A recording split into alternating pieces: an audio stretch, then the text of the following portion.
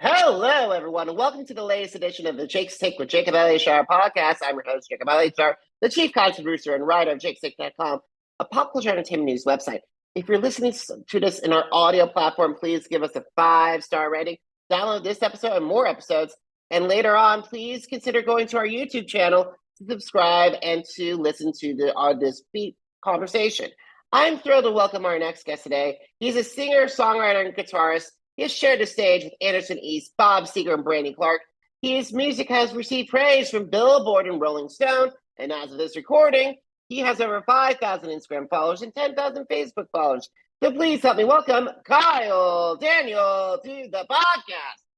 Dude, thank you so much for having me.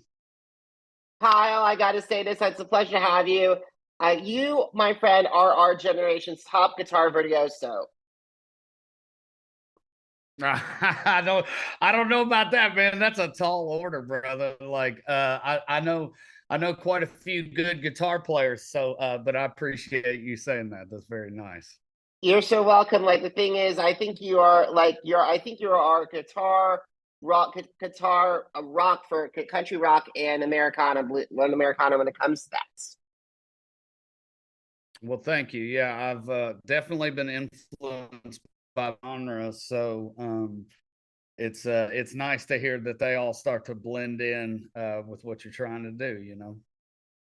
All right, so before we talk more about your incredible guitaring, I would love to learn about your origin story.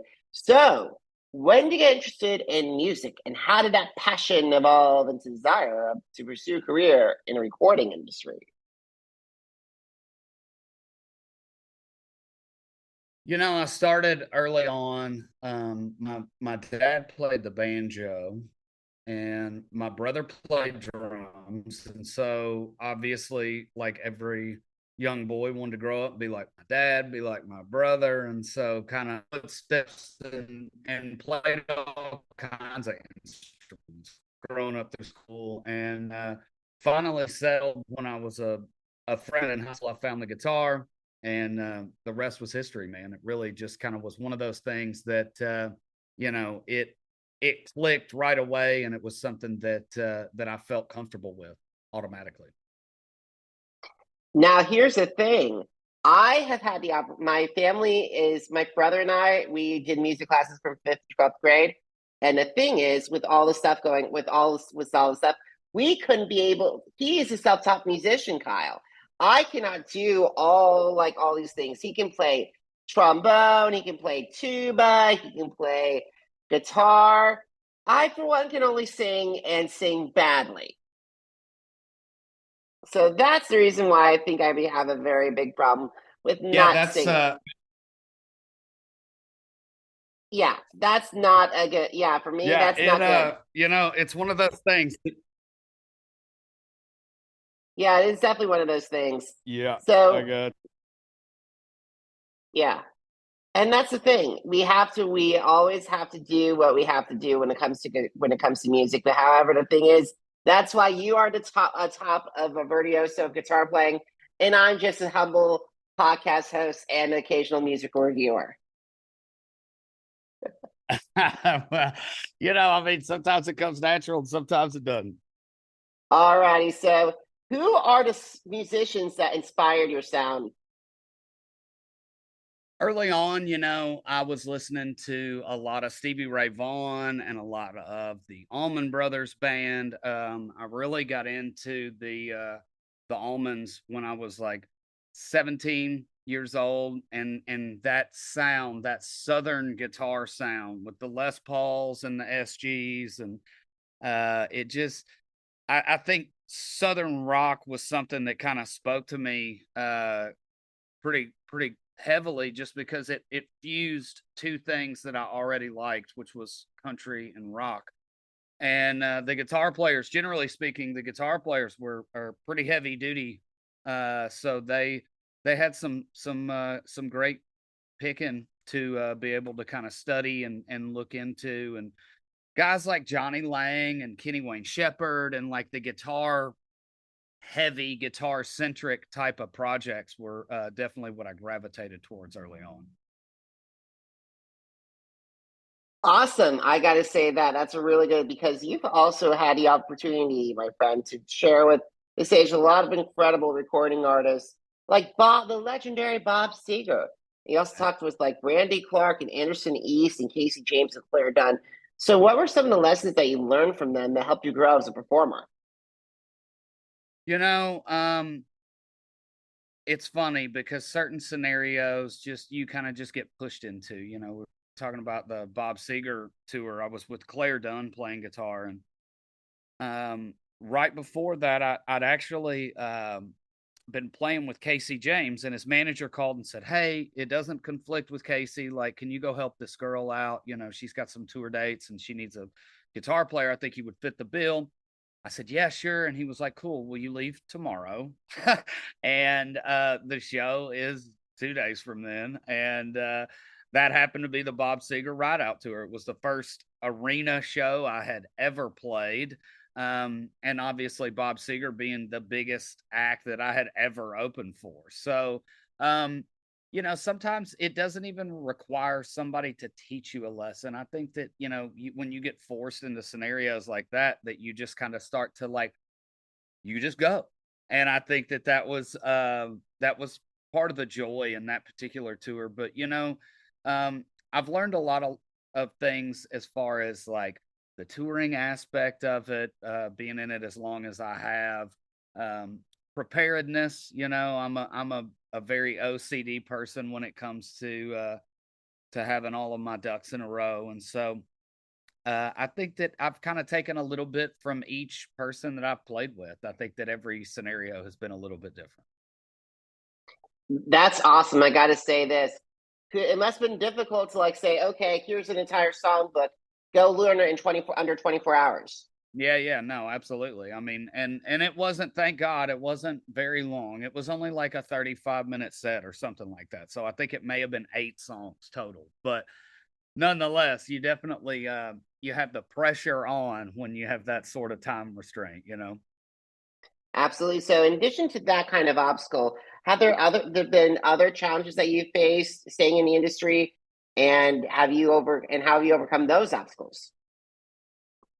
Oddly enough, I have very bad hearing issues. I've had numerous sets of tubes put in my ears throughout my life. I had cholesteatoma surgeries on both of my ears where they pretty much completely took my ear off and rebuilt my eardrums. And just from years of ear infections, I was a very sick kid, and it's been one of those things that I've constantly had to struggle with. I mean, I'm a musician, I'm a singer, I'm a guitar player. Like, I need to be able to hear, and it ebbs and flows. There's times where I can hear better than others, but it's definitely been a struggle. That's been an ongoing struggle.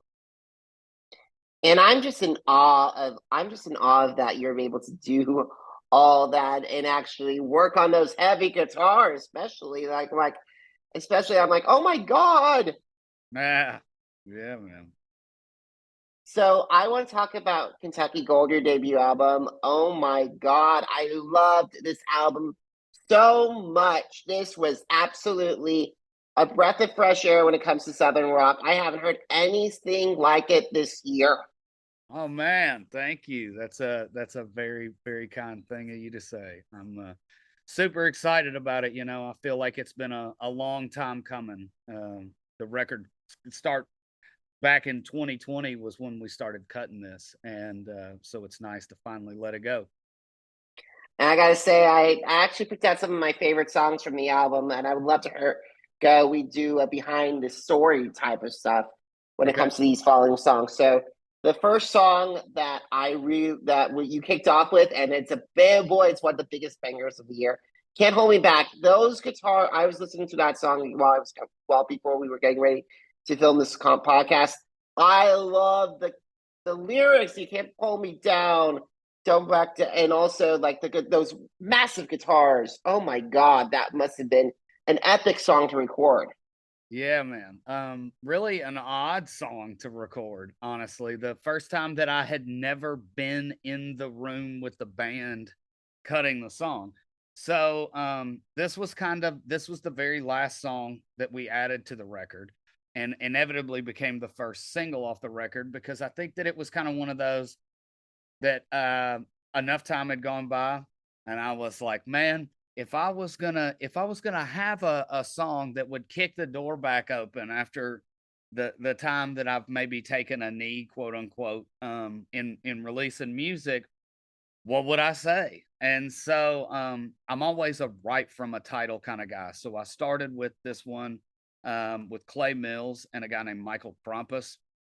Michael is a producer out of Canada. Clay is a hit songwriter in Nashville. And so we were in Clay's living room on Zoom with Michael, wrote the song. I go to the studio, put an acoustic guitar and a vocal down to a click track, send it to Michael. Michael sends the track back, and then I put my final vocal and the guitar solos and all the stuff that I put on it for guitar stuff. And that was what it was. And so this was the first like remote recording that I've ever done like that. And I felt like it came out really good. All righty. You followed that up with Fire Me Up featuring the one and only Maggie Rose. So how did that collaboration come about? You know, Maggie and I've kind of ran in the same circles for years and years. And it was just, the song itself felt like it needed a chick. And so I thought, who better than Miss Maggie Rose? She's one of my favorites. And then you go into them in one of the most honest songs of the track, "A Man Like That," especially like talking about your father and like your next generation. I really was moved by that song. Yeah, "A Man Like That" was kind of the spore of a time in my life that was a lot different. And I feel like I was maybe kind of talking to myself to an extent in the song in a lot of ways, you know, like maybe kind of looking inward and not super proud of like what I had become. And so I felt like that was something that people can relate to, you know. I mean, whether you're looking at somebody else pointing the finger or you're owning up to it, I think that everybody's been in that position where they weren't so awesome for a hot second, you know. I totally agree. There's a lot of stuff going on like that. And I definitely have to admit, like, there have been some times I've even raised the finger and raised the voice and posted something controversial on social. Yeah. All righty. So, for those of you who are listening, I am seeing Kyle wear a Cadillac 3 hat. And that brings me up to Summer Down South because Cadillac 3 is the featured artist on that track. Yes, sir. Yeah, Jaron and I got together. We actually wrote this song in the heat of COVID via Zoom. And you know, months go by, and I was like, Jaron, when are you guys gonna cut that Summer Down South song? And he was like, we're not. And I was like, well, it felt like it was one of those songs. It's like, man, this lends itself to be a Cadillac 3 song, you know? I was like, well, do you know anybody that would want to cut this kind of song? Because I feel like it's pretty radio friendly and it's got a cool vibe to it. And he was like, yeah, you. And so I ended up being like, all right, man, well, hey, do you want to produce it? And that was how that whole thing came about. So yeah, probably one of my favorite songs on the record to date. I gotta say that's one of my favorite songs too. And the last song I want to talk about is "Deep in the Woods" because I thought it was going to be like Amanda Woods, Timberlake, Stapleton Wide, and then all of a sudden, bam, those guitars. Yeah, man. Deep in the Woods was one of those songs that I felt like I wanted to kind of represent the outdoorsman of who I am. You know, I've always loved being outside, whether it was cutting the grass or going hiking or camping or rock climbing or, you know, whatever it may be, going to play golf. Like, you know, I enjoy being outside. I like the AC. Don't get me wrong. Like I can appreciate the AC, but I also like to get outdoors, be active, ground myself whenever I possibly can. And I wanted that song to kind of be representative of that. Awesome. So Have you thought about the singers, the songwriters, the musicians, and producers you want to bring on in the future for like another album or something like that? No, I mean, obviously there are people that you would love to work with, and that would be kind of bullseye, holy moly, dream come true kind of scenarios. But I mean, I've learned after years of being in this business to harness your expectations and not get too far ahead of yourself. So I think for me, it's like, you know, first things first, to get this record out, to get it going, and to get to that next record. You know, obviously in a preparation mode, already starting to write songs and collect things. But yeah, man, just trying to live in the moment as much as I can. Absolutely, absolutely. I got to give you a quick suggestion. Ever since I heard Quit, I think you and Hardy would be fabulous together. Ah, man, right on. Yeah, that'll be fun. Yeah, he's super cool. Yeah, and I also think you guys would. I think you and Morgan Wallen would hit it out of the park, and maybe even do something like he did with Post. Yeah, there you go. Yeah, yeah, yeah. And then another one of my friends is John Morgan, who actually worked with Jason Aldean and Yeah. had a lot of duets. You guys would do really well together. Oh man, I like that. Yeah, yeah, those are good suggestions. Alrighty, alrighty. So, what we gotta start winding down our conversation. So, what are some of your favorite social media platforms to use to interact with your fan base? Well, obviously my Facebook fan base is twice as much as my Instagram. So I try to ride both lines, um, and give love to each of them equally. But I think Facebook is where I find people interacting and engaging more in the content that I put out. Awesome, awesome. And besides Facebook, you also have Instagram and as well. And like that, it's like I'm very impressed because I have 3,500 followers. You have a lot more followers than I do. So what has been some of the ways that you and your team been able to successfully start slow rolling that Instagram account? Um, I mean, they're real followers. I think at the end of the day, that's the number one thing, that it's not like ad about or, buying likes and follows and this, that, and the other. A lot of it comes down to the fact that, like, I have either played somewhere where someone has seen me, we've connected on a personal level. I feel like that's something that I do a lot. A lot of my followers come from the live shows. They see me live, and then it's kind of been a nice little word of mouth. They tell their friends, they share this, they do that, so it just kind of starts to organically do its thing without having to push it um overly hard. I mean, obviously my numbers are not astronomical, but like everything again is very, very genuine as far as the numbers that are there. All righty, Kyle. Last question. Are you ready? Yes, sir. Besides social media, where can my audience find your music? And also, where can they connect with you if you are touring this summer or plan to have any So con shows? yeah, you could find me on any of the digital service providers. I'm on Spotify, Apple Music, Amazon. You can find videos and lyric videos and all kinds of live footage on YouTube. And coming up here in right at about a month, I'm headed overseas to tour with Southall in the UK and Germany. I'll also be doing the Sound of Nashville Open Air Festival in Cologne and the Long Road Festival in Leicester, United Kingdom. So super excited to get back over that way and bring a full band over. That's going to be cool because I studied abroad in London from January 19th to May 7th, 2010. And I am so jealous of you going back to London. It's one of my favorite cities on the world. So enjoy yourself with that. And guys, if you missed an episode with the Jacob Elyachar Podcast, visit us on our channels on Apple Podcasts, Amazon Music, Spotify, Spreaker, and iHeart. It's Jake's Take with Jacob Elyachar. JACOBELYACHAR. Now, are you on social media? Because I'm on social media too. Facebook, Instagram, Threads, TikTok, YouTube. Jacob Elyachar, JACOBELYACHAR. Now, if you want to know what's going on with America's Got Talent, my take on Kentucky Gold, what happened last season on The Masked Singer USA, head to the blog that started it all, jakes-shake.com. Once again, jakes-shake.com. Kyle, it was a privilege to have you as a guest. I'm so excited for this record.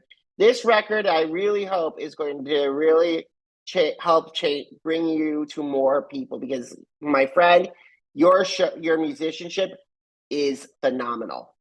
Oh, thank you very much, man. I'm excited to finally let it fly off. I hope it catches a little air up under it and flies off like the little birdie that could. Absolutely, absolutely. And guys, thank you so much for listening. Until next time, have a great one, everybody. Goodbye.